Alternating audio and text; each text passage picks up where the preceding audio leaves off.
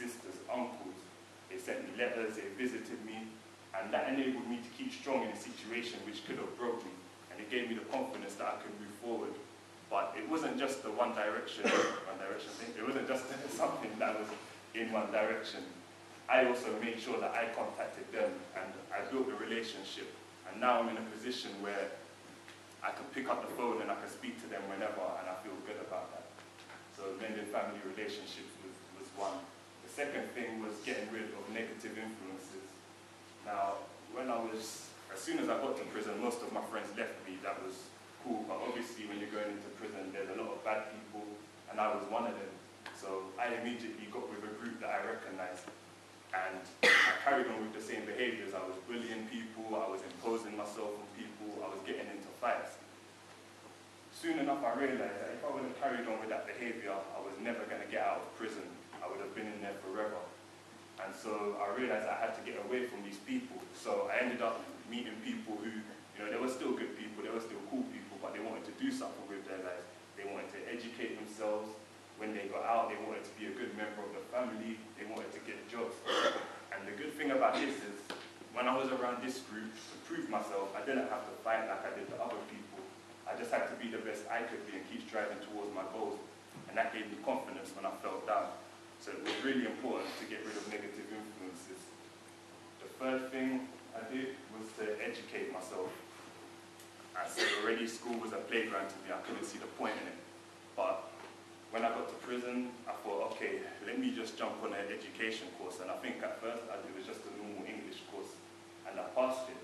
And when I passed it, I had the confidence to go on to another course, and I passed that. And by the end of it, I remember saying to myself, I'll go to university by the time I get out of prison. And now all these years later, here I am in university. So it's really important to educate yourself. You're in school now, take advantage of it. But don't only educate yourself through classes. I mean, I just read books and things I was interested in. So I was interested in business. And from that, I knew that I wanted to be an entrepreneur. So you have the internet, I suppose you have to pick up a book in school, but outside of school, just go on the internet, research about things you're interested in, and find your path in life. Number 4, which is quite similar, I won't spend too much time because I'm running out of time, is set goals. When I got to prison, I said to myself, all right, do you know what, I'm going to get out of this place, I'm not going to be stuck here forever.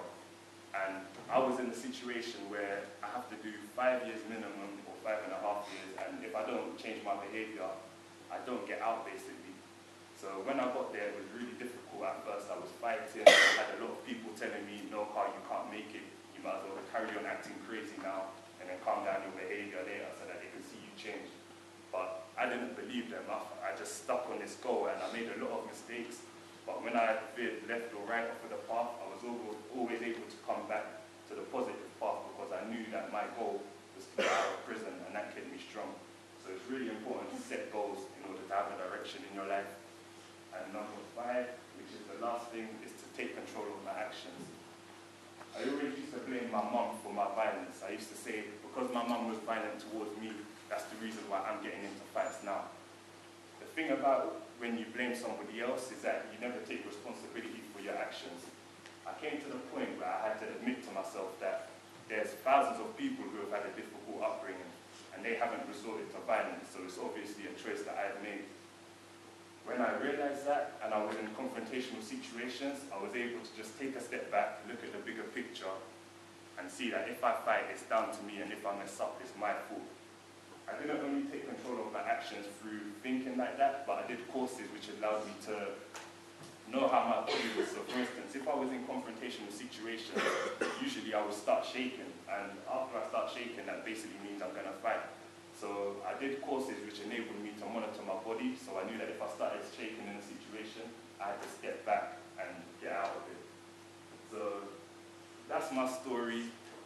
Those are the 5 things I did to change: mend family relationships, get rid of negative influences, educate myself, set goals, and take control of my actions.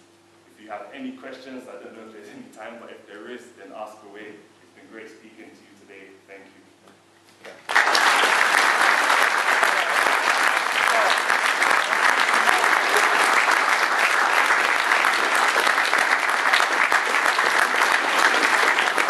Okay, thank you very much, Carl. It's incredibly really brave standing up and speaking like that. We really do appreciate it. If one or two people want to stay behind and speak to Carl for a few minutes, that's absolutely fine. Other than that, we'll start to file people back to centre site and have a wonderful day. Thank you, folks. Thank you for the way you listened. Thank you.